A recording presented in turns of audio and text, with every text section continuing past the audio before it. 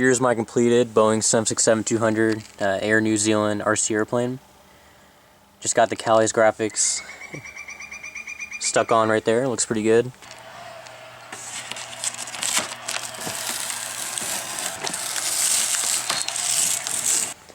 In this video I'll give an overview of the plane, the features, details, and what I would do differently if I were to make another one.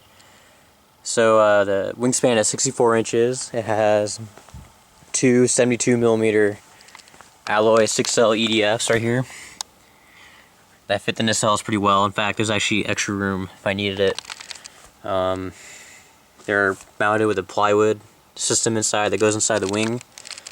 Has plenty of power for grass. The reason this plane took so long was I lost interest because I didn't think it would take off my grass runway.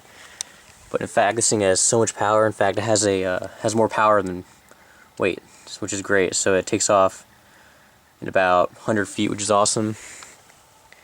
There's no flaps. It has fixed takeoff flaps for about 10-15 degrees, as you can see down here. The reason is I didn't want to make a scale flap system because the real one has slotted flaps. In fact, I think the inner ones are double slotted, so that was too complex for me. I also use a pretty scale root airfoil, as you can see in the root right there of the wing.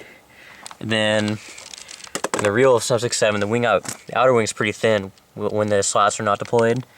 I didn't want to make slats. Once again, that's really hard at this scale, so I just made the leading edge pretty thick right here, and I changed the airfoil from a scale root airfoil to a semi-symmetrical one out here. As you can see, the airfoil changes and the leading edge is thicker.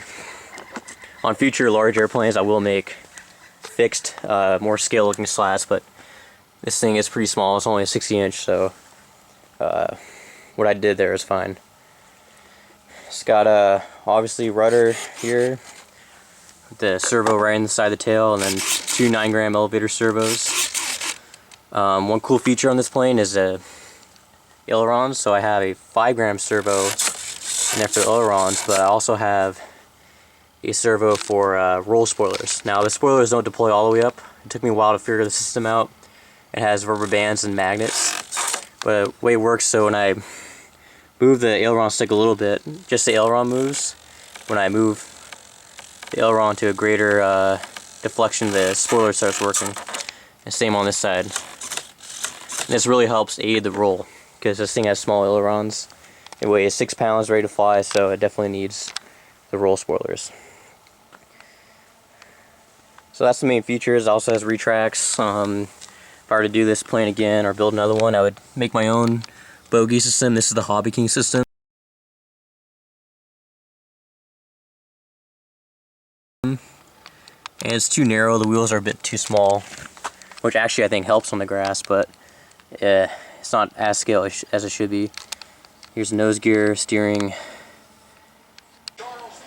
Here's the very bottom of the airplane. I did not add gear doors. Once again, I was trying to keep this build simple. Unfortunately, there is no battery hatch because the CG for this airplane is about right here.